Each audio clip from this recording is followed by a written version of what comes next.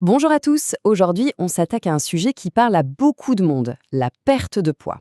Mais on va le faire d'une manière un peu différente en se penchant sur le livre du docteur Jimmy Mohamed, Zéro contrainte pour maigrir. L'idée c'est de laisser tomber les régimes draconiens pour adopter une toute nouvelle approche. Allez, c'est parti, on décortique ça ensemble. Et on commence fort avec cette phrase du docteur Mohamed lui-même. Perdre du poids est facile, très facile. Alors, ça peut paraître un peu provocateur, non? Mais ce qu'il veut dire par là, c'est que techniquement, n'importe qui peut perdre quelques kilos assez vite avec à peu près n'importe quel régime. C'est vraiment le point de départ de toute sa pensée. Ok, mais alors, si c'est si facile, pourquoi est-ce que c'est une telle galère de ne pas tout reprendre derrière? Eh bien, c'est exactement ça, le nerf de la guerre. Le vrai défi, ce n'est pas la perte en elle-même, c'est de réussir à faire en sorte que ça dure. Et c'est là que le bat blesse pour la quasi-totalité des régimes. Alors plongeons dans ce qu'il appelle le piège des régimes.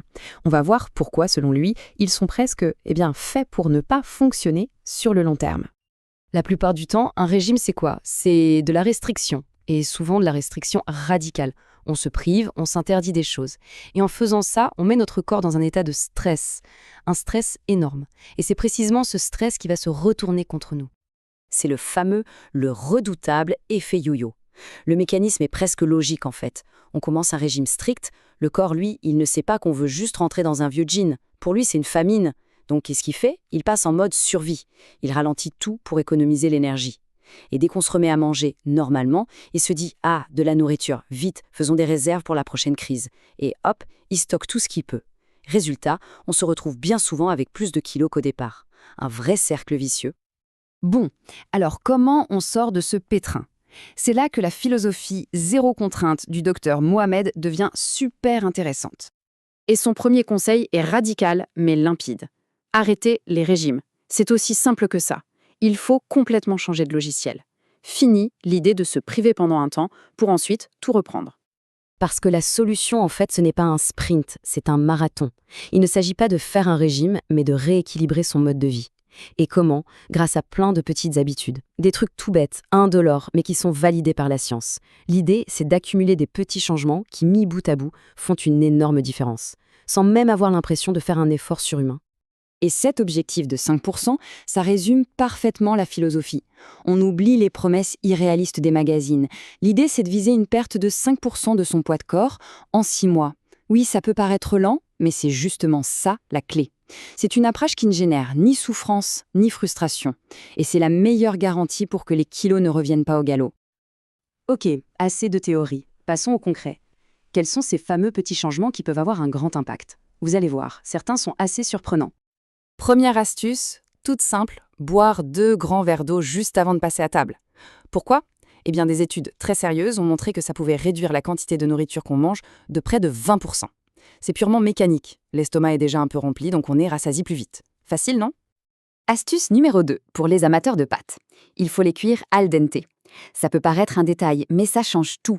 Des pâtes trop cuites, c'est du sucre rapide. Le corps l'absorbe à vitesse grand V. Des pâtes al dente, le sucre se libère beaucoup plus lentement. Résultat, on se sent calé plus longtemps et on évite le coup de fringale 1 heure après. La troisième, ajouter du vinaigre dans sa salade. Alors là, il y a un peu de science derrière.